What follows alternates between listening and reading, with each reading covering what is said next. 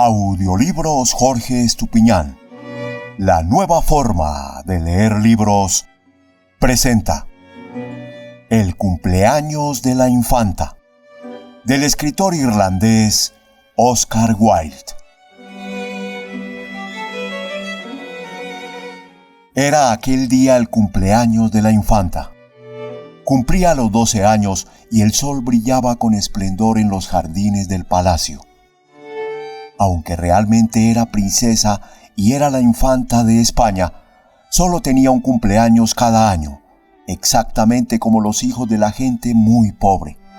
Así, era cosa de grande importancia para todo el país que la infanta tuviera un gran día en tales ocasiones. Y aquel día era magnífico en verdad. Los altos y rayados tulipanes se erguían sobre los tallos como en largo desfile militar y miraban, retadores, a las rosas diciéndoles: «Somos tan espléndidos como vosotras». Las mariposas purpúreas revoloteaban, llenas de polvo de oro las alas, visitando a las flores una por una. Los lagartos salían de entre las grietas del muro y se calentaban al sol. Las granadas se cuarteaban y entreabrían con el calor, y se veía sangrante su corazón rojo. Hasta los pálidos lines amarillos que colgaban en profusión de las carcomidas espalderas y a lo largo de las arcadas oscuras parecían haber robado mayor viveza de color a la maravillosa luz solar, y las magnolias abrían sus grandes flores semejantes a globos de marfil y llenaban el aire de dulce aroma enervante. La princesita paseaba en la terraza con sus compañeros y jugaba al escondite entre los jarrones de piedra y las viejas estatuas cubiertas de musgo. En los días ordinarios solo se le permitía jugar con niños de su propia alcurnia, de manera que tenía que jugar sola.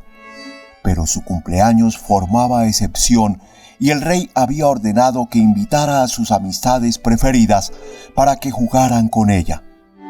Tenían los esbeltos niños españoles gracia majestuosa de movimientos.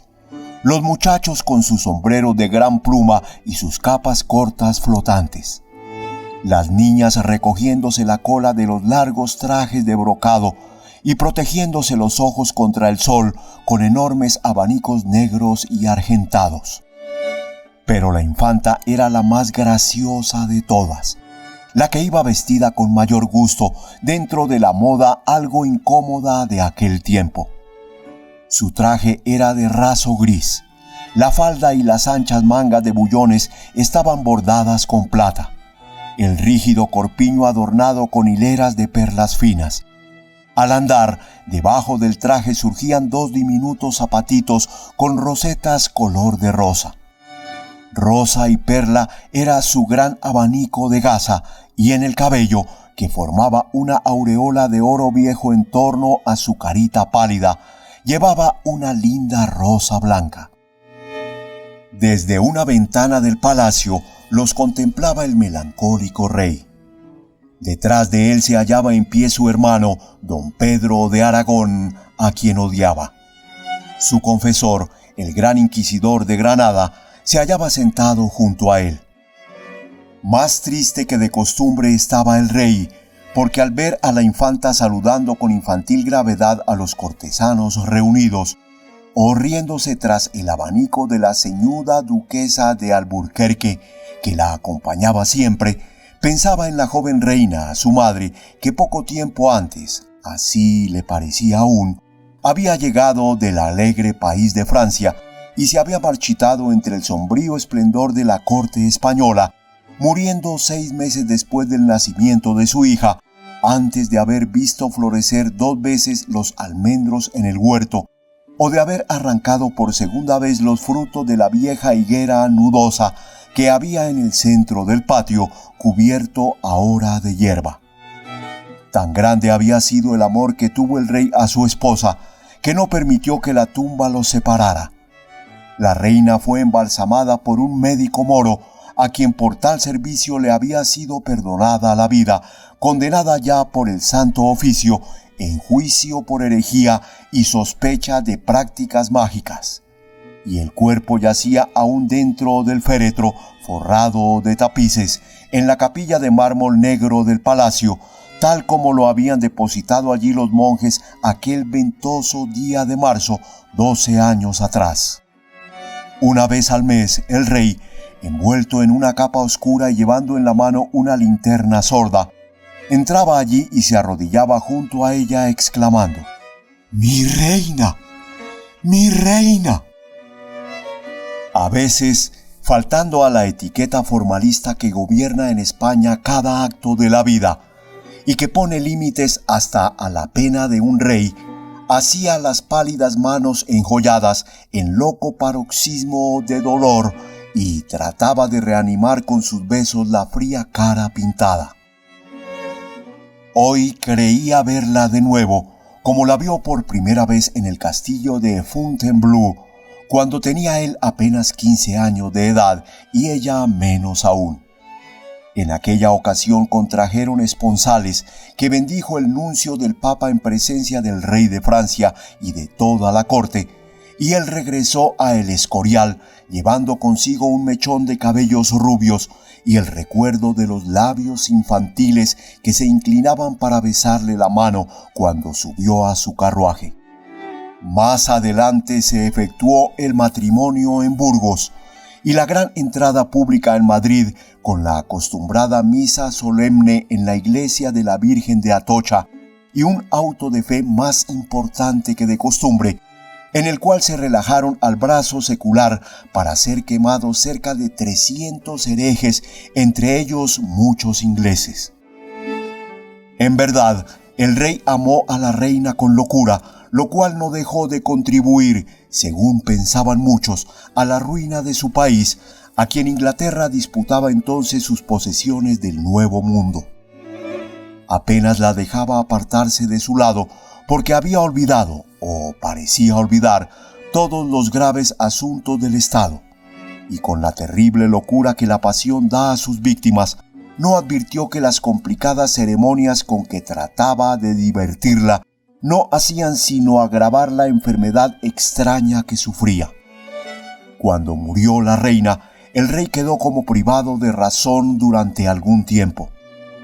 No cabe duda de que hubiera abdicado formalmente y se hubiera retirado al gran monasterio trapense de Granada, del cual era ya prior titular, si no hubiera temido dejar a la infantita entregada a la merced de su hermano, cuya crueldad aún en España era notoria y de quien muchos sospechaban que había causado la muerte de la reina con un par de guantes envenenados que le regalara en su castillo de Aragón al visitarlo ella.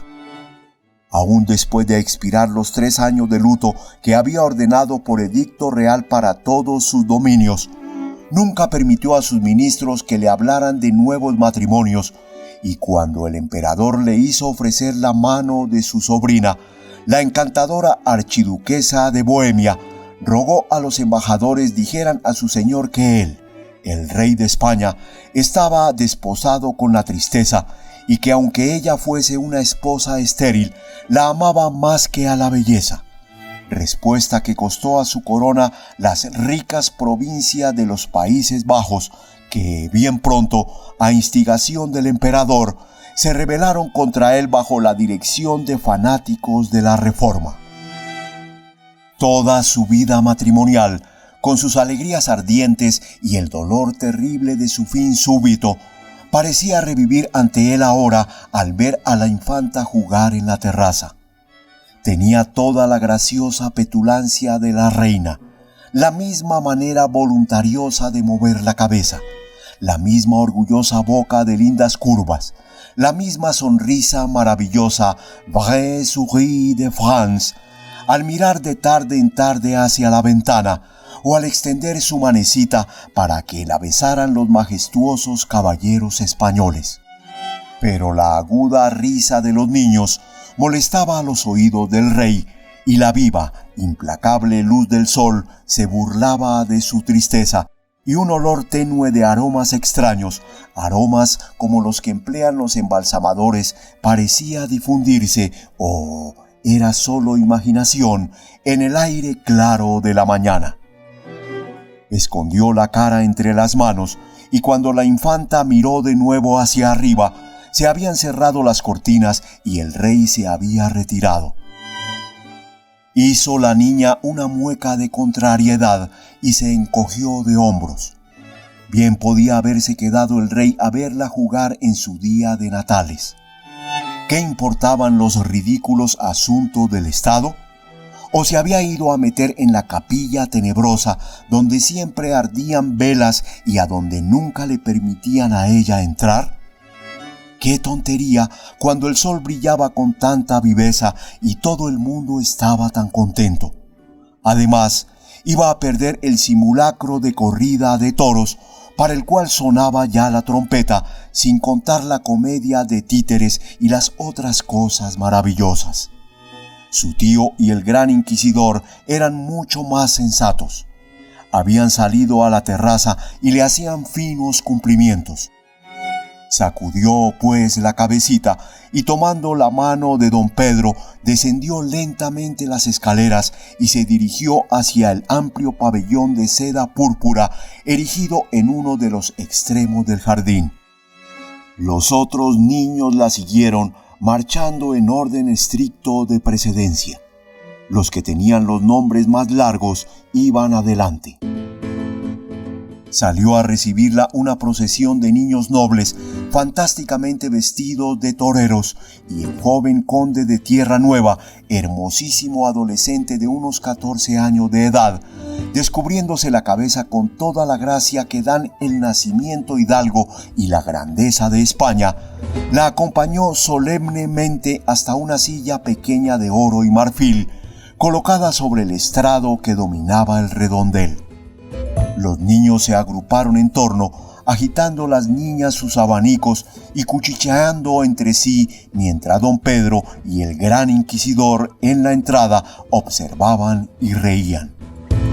Hasta la duquesa, la camarera mayor se le llamaba, mujer delgada, de facciones duras, con gorguera amarilla, no parecía de mal humor como otras veces, y algo semejante a una fría sonrisa vagaba en su cara arrugada y crispaba sus labios delgados y exangües. Era aquella una corrida de toros maravillosa y muy superior, pensaba la infanta, a la corrida verdadera a que la llevaron en Sevilla cuando la visita del duque de Parma a su padre. Algunos de los muchachos caracoleaban sobre los caballos de palo ricamente enjaezados, blandiendo largas picas con alegres gallardetes de cinta de colores vivos. Otros iban a pie, agitando sus capas escarlatas ante el toro y saltando la barrera cuando les embestía. Y el toro parecía un animal vivo, aunque estaba hecho de mimbres y cubierto con una piel disecada.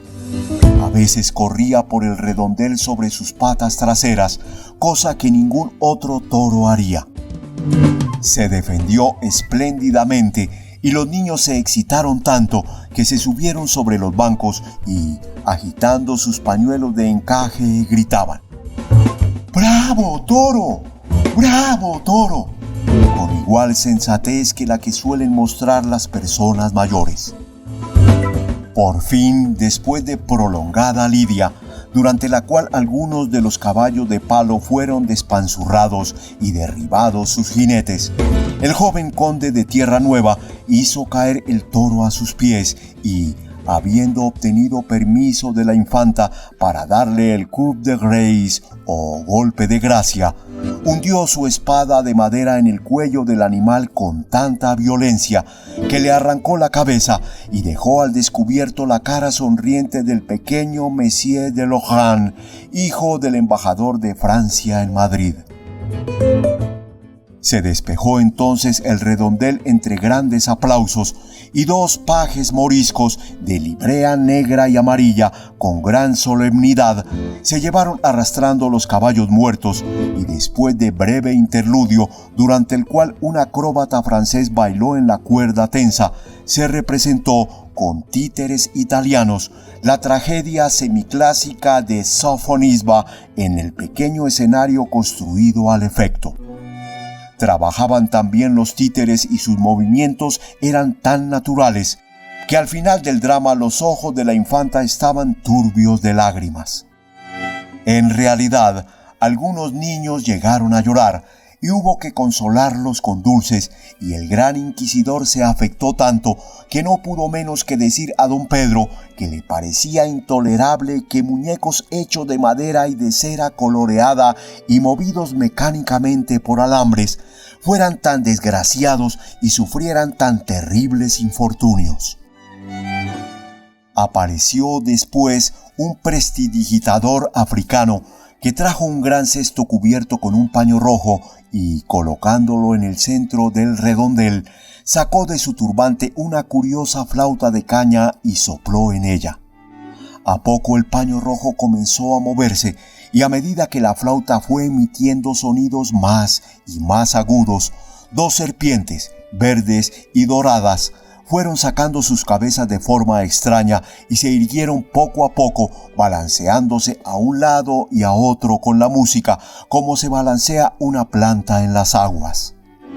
Los niños, sin embargo, se asustaron al ver las manchadas capuchas y las lenguas como flechas, y les agradó mucho más ver que el prestidigitador hacía nacer de la arena un diminuto naranjo que producía preciosos azahares blancos y racimos de verdaderos frutos.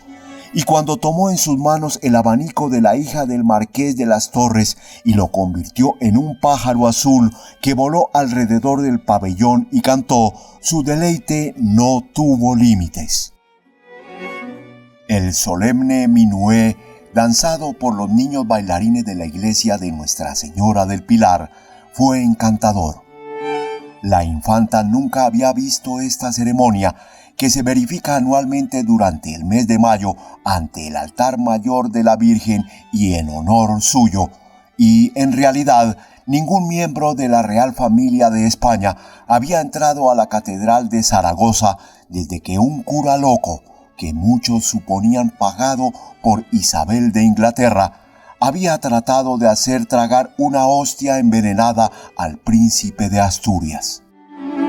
Así, la infanta solo de oídas conocía la danza de Nuestra Señora, según se le llamaba, y era ciertamente digna de verse. Los niños llevaban trajes de corte arcaicos. Sus sombreros de 3 picos estaban ribeteados de plata y coronados por enormes penachos de plumas de avestruz, y la deslumbrante blancura de sus trajes, al moverse en el sol, se acentuaba por el contraste con sus caras morenas y sus largos cabellos negros. Todo el mundo quedó fascinado por la grave dignidad con que se movían en las intrincadas figuras de la danza y por la gracia estudiada de sus lentos ademanes y de sus majestuosos saludos, y cuando terminaron e hicieron reverencia con sus grandes sombreros a la infanta, ella respondió al homenaje con gran cortesía e hizo voto de enviar una gran vela de cera al santuario de la Virgen del Pilar en pago del placer que le habían producido. Una compañía de hermosos egipcios, como se llamaba entonces a los gitanos, avanzó al redondel y, sentándose en el suelo con las piernas cruzadas en círculo, comenzaron a tocar suavemente sus cítaras, moviendo el cuerpo al son de la música y tarareando en leve murmullo un aire de ensueño, todos en notas graves. Cuando vieron a don Pedro le gruñeron, y algunos se mostraron aterrorizados, porque apenas hacía 2 semanas que habían hecho ahorcar por brujos a 2 de la tribu en la plaza de mercado de Sevilla.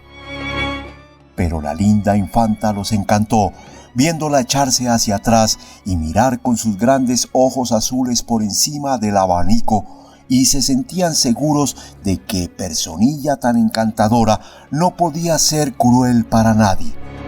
Tocaron pues muy dulcemente, hiriendo apenas las cuerdas de las cítaras con sus largas uñas puntiagudas e inclinando las cabezas como si tuvieran sueño.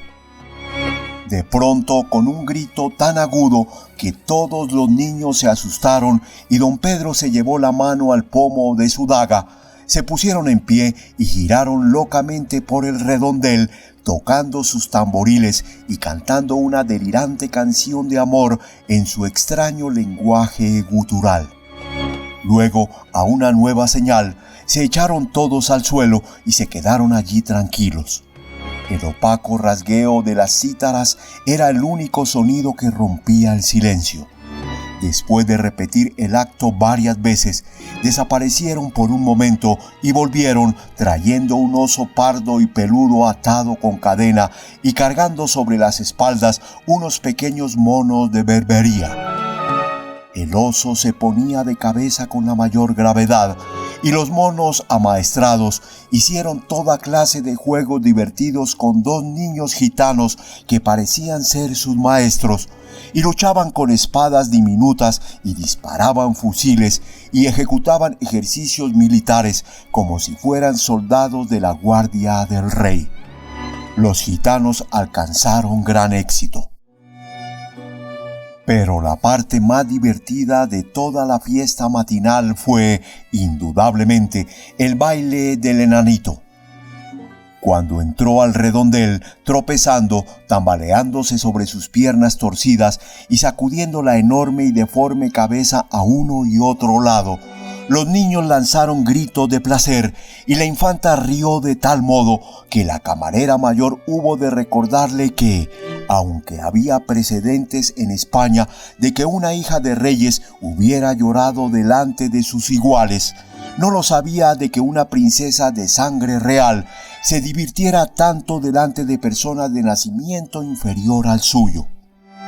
El enano, sin embargo, era irresistible y aún en la corte de España, famosa siempre por su culta afición a lo horrible, nunca se había visto un monstruecillo tan fantástico.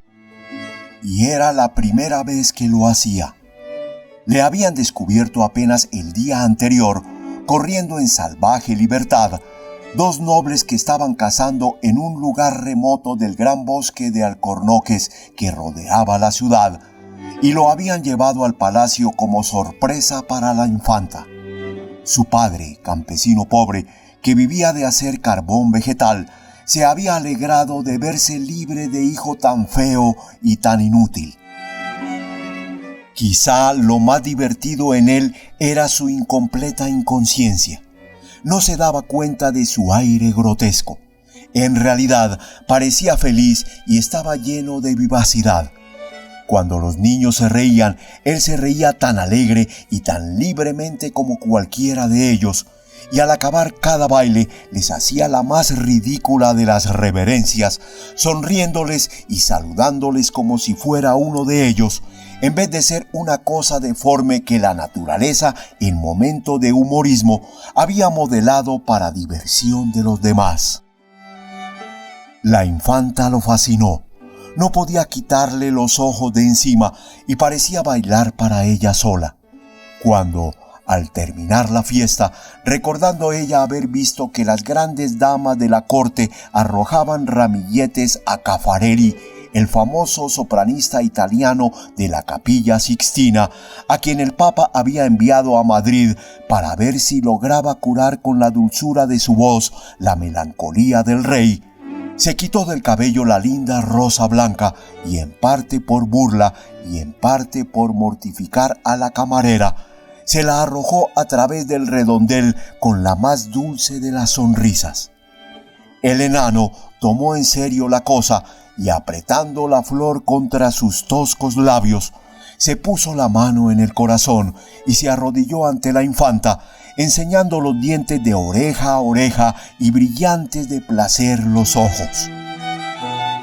La infanta se vio atacada por tal hilaridad que siguió riéndose hasta después que el enanito había salido del redondel y expresó a su tío el deseo de que se repitiera inmediatamente aquel baile.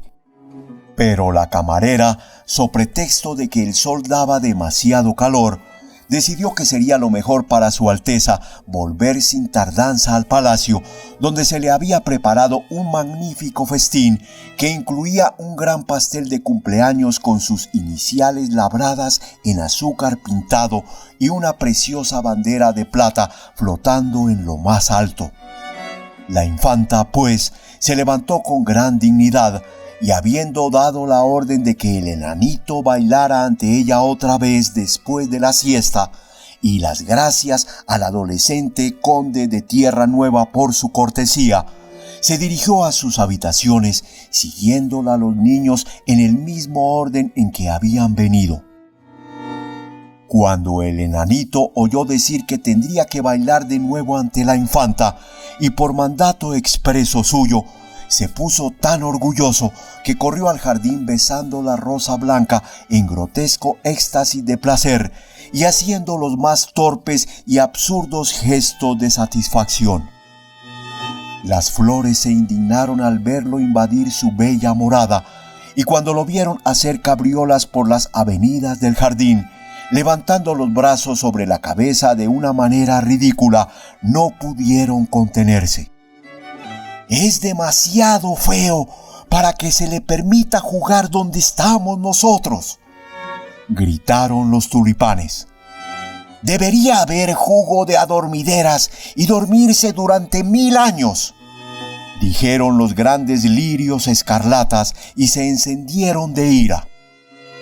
«Es un verdadero error», chilló el cacto. «Es torcido y rechoncho y su cabeza no guarda proporción con sus piernas.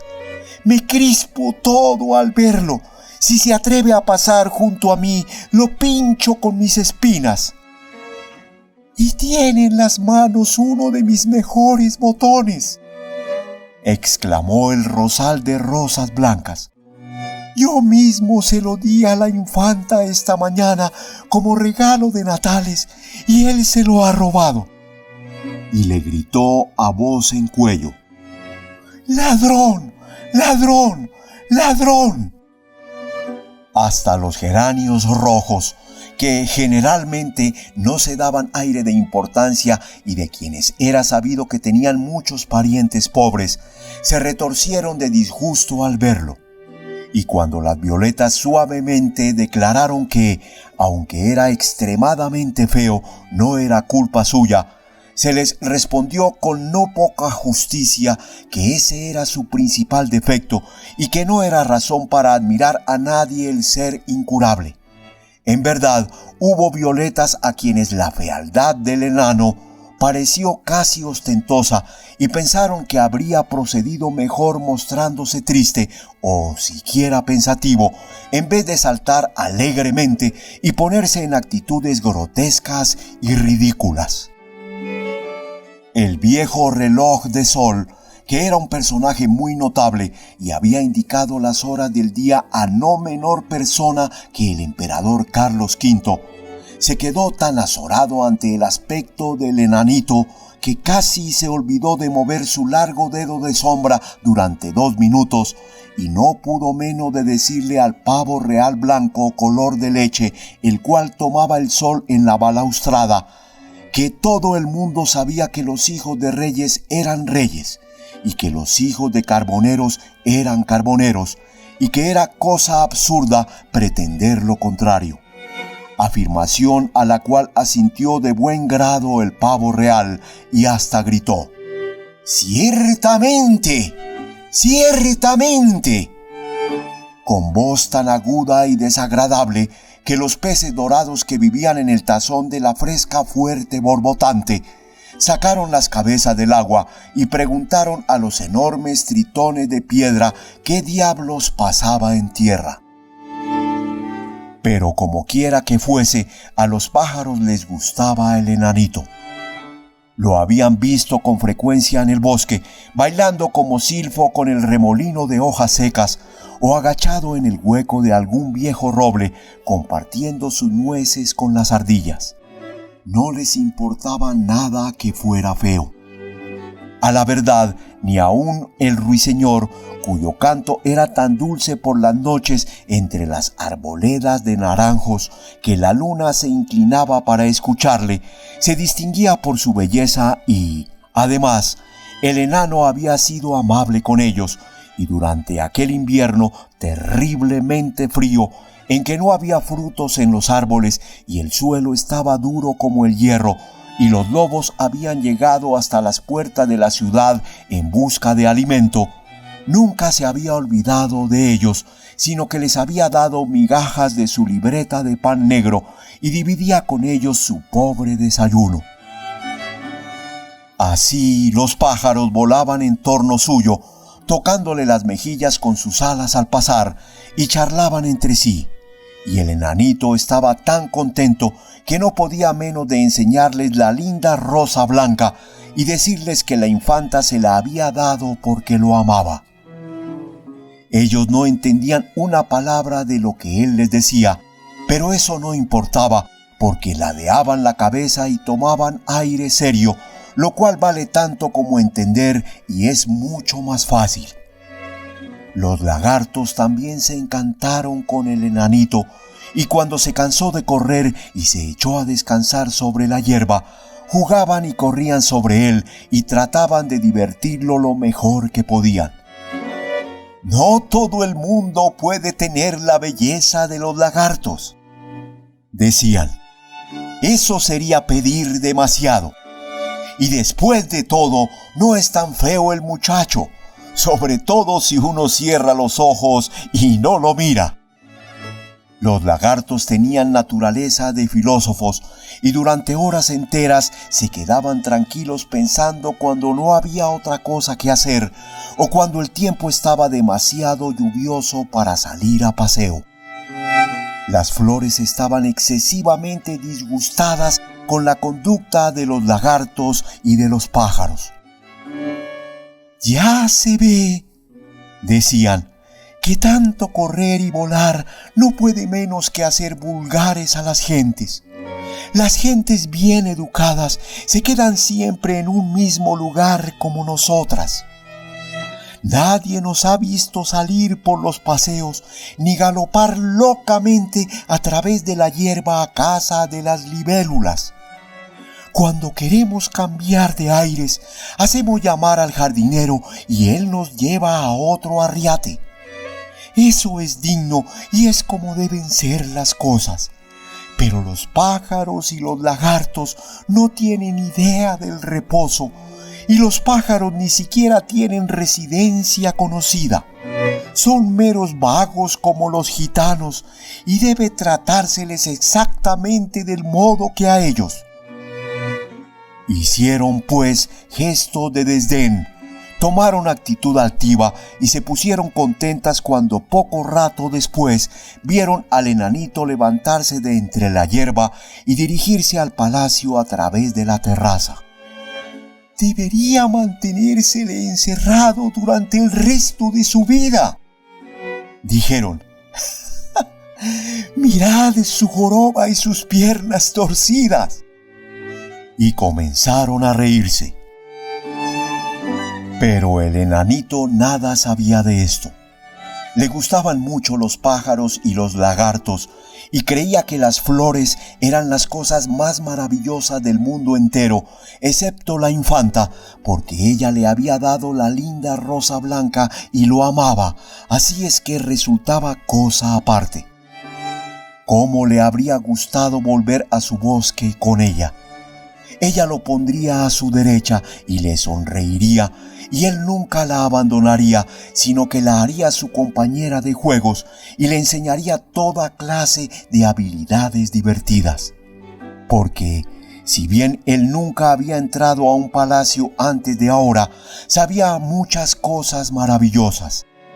Sabía hacer jaulas de junco para que los saltamontes cantaran en ellas y convertir las largas cañas de bambú en flautas que Pan gusta de escuchar.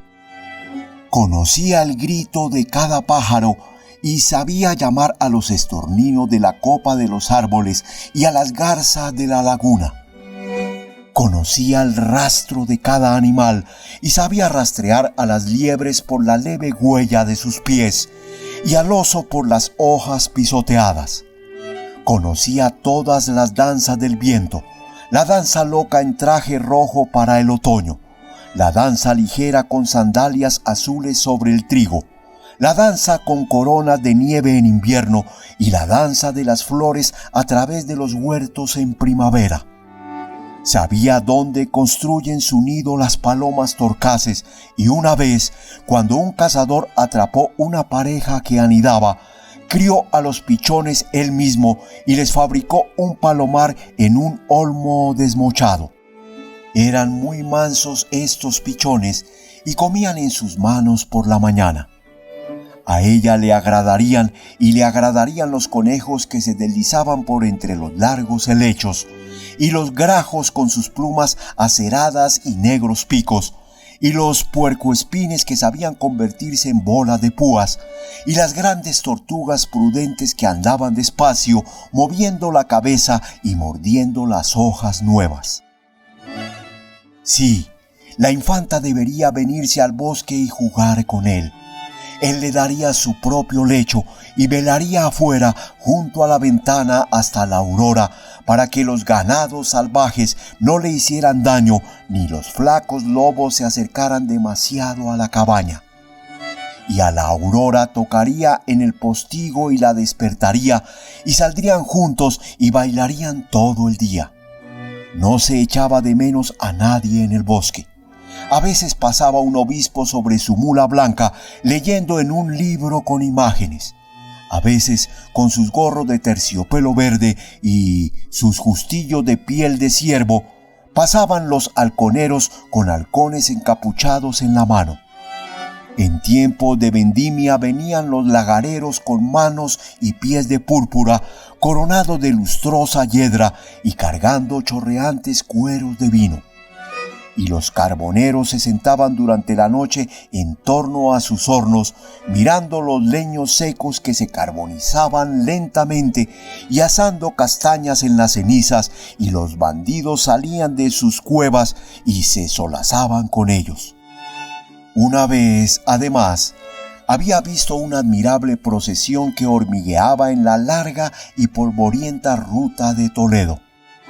Los monjes iban delante cantando suavemente y llevando estandartes de colores y cruces de oro, y luego con armadura de plata, con arcabuces y picas, iban los soldados y en medio de ellos 3 hombres descalzos, con extrañas vestiduras amarillas llenas de maravillosas figuras pintadas y con velas encendidas en las manos. Ciertamente había mucho que ver en el bosque, y cuando la infanta se fatigara, encontraría mullidos lechos en el musgo, o él la llevaría en brazos, porque era muy vigoroso, aunque sabía que no era alto. Le haría un collar de rojos frutos de brionia, que serían tan hermosos como los frutos blancos que llevaba en su traje, y cuando se cansara de ellos, él le buscaría otros. Le traería bellotas y anémonas mojadas de rocío y diminutos gusanos de luz para que fueran como estrellas en el oro pálido de sus cabellos. Pero, ¿dónde estaba la infanta?, le preguntó a la rosa blanca, que no le respondió. Todo el palacio parecía dormido, y hasta donde las maderas de puertas y ventanas no se habían cerrado, se habían bajado grandes cortinas para evitar el reflejo del sol. Vagó por todos lados buscando entrada y al fin encontró una puertecita abierta. Se escurrió por ella y se encontró en una espléndida sala.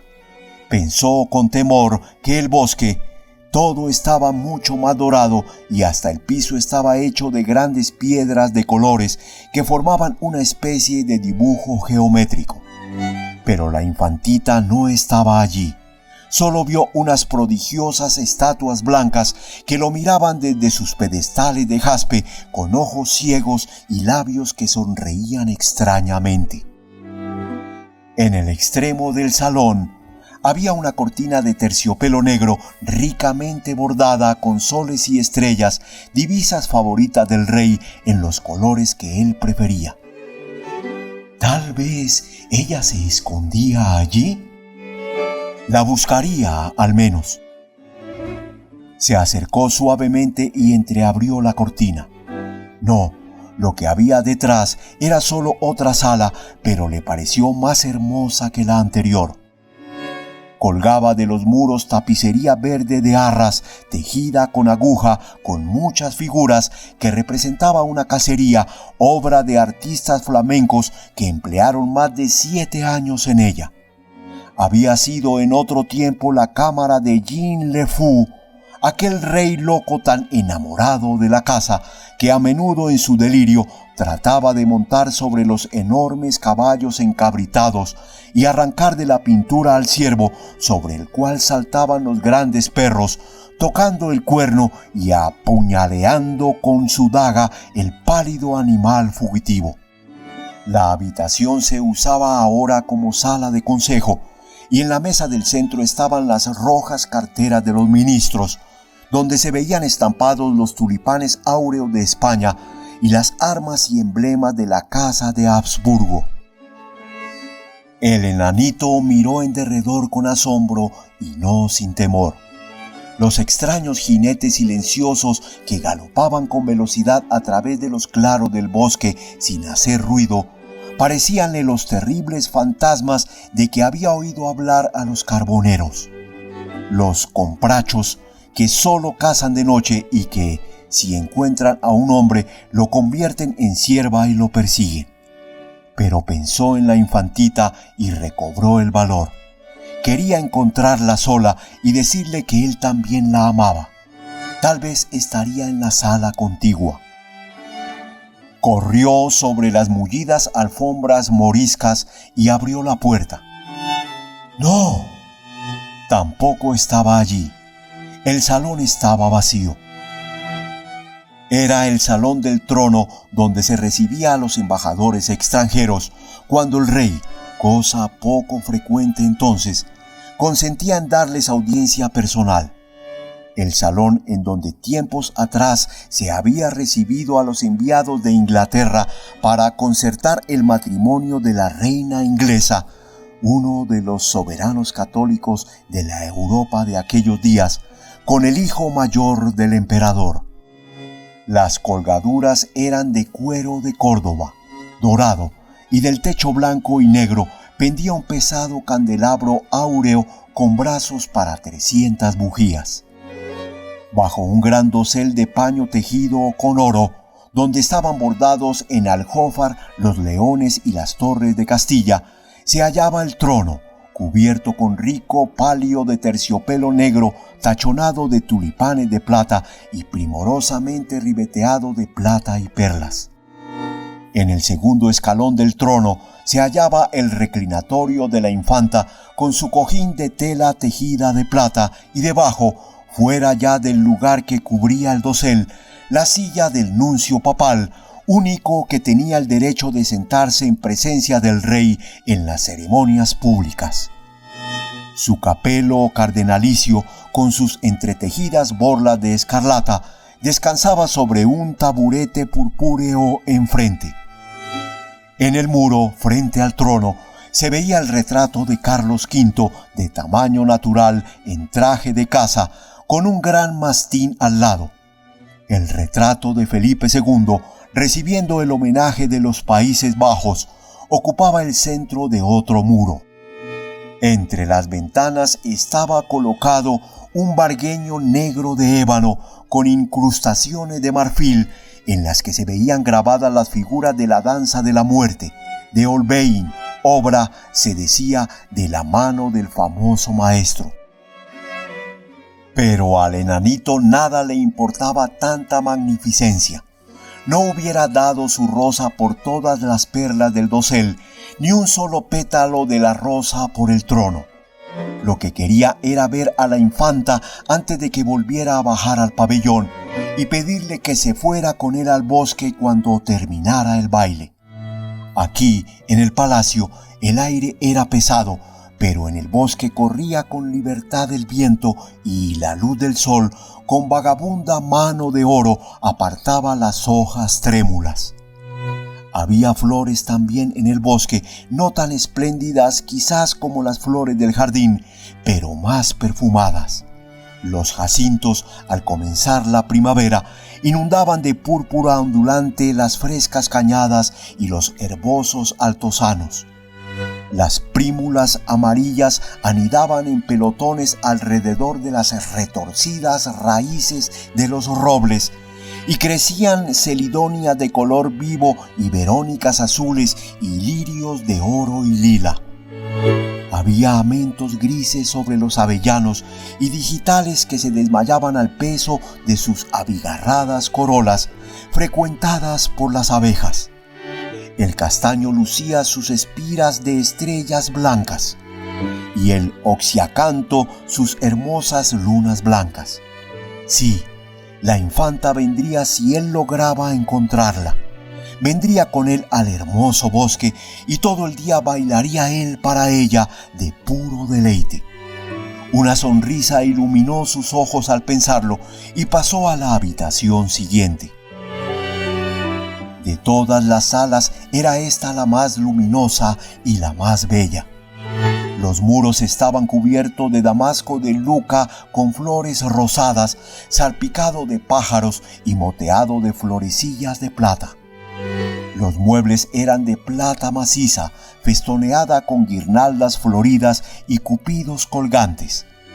Enfrente de las dos amplias chimeneas había grandes biombos en que aparecían bordados loros y pavos reales. Y el piso, que era de ónix verde mar, parecía extenderse indefinidamente y perderse en la distancia. No estaba solo ahora. En pie, bajo la sombra de la puerta, al extremo opuesto del salón, vio una figurilla que lo miraba. Le tembló el corazón, salió de sus labios un grito de alegría y se acercó al centro de la sala iluminado por el sol. Al hacerlo, la figurilla se movió también y pudo verla claramente. ¿La infanta? Era un monstruo. El monstruo más grotesco que había visto nunca. No tenía formas normales, las de todo el mundo, sino que tenía joroba y era torcido de miembros y la cabeza era enorme, oscilante con crin negra. El enanito frunció el ceño y el monstruo lo frunció también. Se rió y la figurita se rió con él y se llevó las manos al costado como él. Le hizo un saludo burlesco y respondió con igual cortesía. Se dirigió hacia ella y ella vino a su encuentro, copiando cada uno de sus pasos y deteniéndose cuando él se detenía. Gritó lleno de risa y corrió hacia adelante y extendió la mano, y el monstruo lo hizo también con igual prisa. Trató de seguir adelante, pero una superficie lisa y dura lo detuvo. La cara del monstruo estaba muy cerca de la suya y parecía llena de terror. Apartó el cabello que le caía sobre los ojos. La figurilla lo imitó, la atacó y ella le devolvió golpe por golpe. Le tuvo odio y le hizo gesto de horror. Se echó hacia atrás y el monstruo se retiró a su vez. ¿Qué era aquello? Se quedó pensando breve rato y miró alrededor de la sala. Era cosa extraña. Todo parecía duplicarse en aquel muro invisible de agua clara. Sí, cada uno de los cuadros se repetía en la otra sala impenetrable y cada uno de los asientos. El fauno dormido que yacía en la alcoba junto a la puerta tenía un hermano gemelo que dormitaba, y la Venus de plata que relucía a la luz del sol extendía sus brazos a otra Venus no menos hermosa. ¿Sería Eco? Había llamado una vez a la ninfa en el valle y le respondió palabra por palabra. ¿Sabía Eco engañar los ojos como engañaba los oídos? ¿Sabría crear un mundo ficticio semejante al mundo real? Las sombras de las cosas ¿podían tener color y vida y movimiento? ¿Podía ser que...? Sobresaltado se quitó del pecho la linda rosa blanca, miró de frente al espejo y la besó. El monstruo tenía otra rosa igual a la suya, pétalo por pétalo. La besaba con iguales besos y la apretaba contra su corazón con gestos horribles. Cuando la verdad surgió en su cabeza, dio un grito loco de desesperación y cayó sollozante al suelo. Era él, pues, el deforme jorobado, horrible y grotesco. Él era el monstruo y de él se reían todos los niños y la princesita que él creía que lo amaba. No había hecho sino reírse de su fealdad y burlarse de sus miembros torcidos. ¿Por qué no lo habían dejado en el bosque, donde no había espejo para decirle cuán feo era? ¿Por qué no lo había matado su padre antes que venderlo para su vergüenza? Cálidas lágrimas rodaban a borbotones por sus mejillas. Hizo pedazos la rosa blanca y el monstruo hizo igual cosa y esparció los pétalos por el aire. Se revolcó por el suelo y cuando el enanito lo miraba, correspondía a su mirada con cara de dolor. Se alejó del espejo para no verlo y se cubrió los ojos con la mano. Se arrastró como animal herido hacia la sombra y allí se quedó gimiendo. En aquel momento la infanta entró con sus compañeras por la puerta abierta y cuando vieron al feo enanito yacer en el suelo y golpear el piso con el puño cerrado de manera extravagante y fantástica, estallaron en carcajadas alegres y se pusieron a observarlo. «Su baile era divertido», dijo la infanta, «pero sus acciones son más divertidas todavía. En verdad, es casi tan bueno como los títeres, pero claro está, sus gestos no son tan naturales». Y agitó su gran abanico y aplaudió. Pero el enanito no la miró y sus sollozos fueron cada vez más apagados. De pronto dio un suspiro extraño y se llevó la mano al costado. Luego se dejó caer y se quedó inmóvil. «¡Admirable!», dijo la infanta después de una pausa. «Pero ahora quiero que bailes para mí». «¡Sí!», exclamaron todos los niños. «Levántate y baila, porque eres tan inteligente como los monos de Berbería y haces reír mucho más». Pero el enanito no respondió. Y la infanta golpeó el suelo con el pie y llamó a su tío, que paseaba por la terraza con el chambelán, leyendo despacho recién llegado de México, donde acababa de establecerse el santo oficio. «Mi enanito tiene murria», le dijo. «Reanímalo y dile que baile para mí». Se sonrieron y entraron los tres al salón, y don Pedro se inclinó y tocó al enanito en la mejilla con su guante bordado. «Tienes que bailar», le dijo. «Pequeño monstruo, tienes que bailar. La infanta de España y de las Indias quiere divertirse». Pero el enanito no se movió. «Hay que llamar a un azotador», dijo don Pedro con fastidio y se volvió a la terraza. Pero el chambelán tomó aspecto grave y se arrodilló junto al enanito y le tocó el corazón. Después de breves momentos se encogió de hombros, se levantó y haciendo reverencia a la infanta le dijo: «Mi bella princesa, vuestro divertido enanito no volverá a bailar más. Es lástima porque es tan feo que pudo haber hecho sonreír al rey». «Pero, ¿por qué no ha de bailar más?», preguntó la infanta riendo. «Porque se le ha roto el corazón», respondió el chambelán. Y la infanta frunció el ceño y sus finos labios de rosa se plegaron con desdén. «En adelante, que los que vengan a bailar conmigo no tengan corazón», exclamó y salió corriendo hacia el jardín.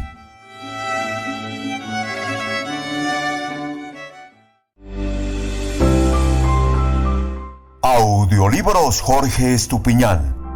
La nueva forma de leer libros.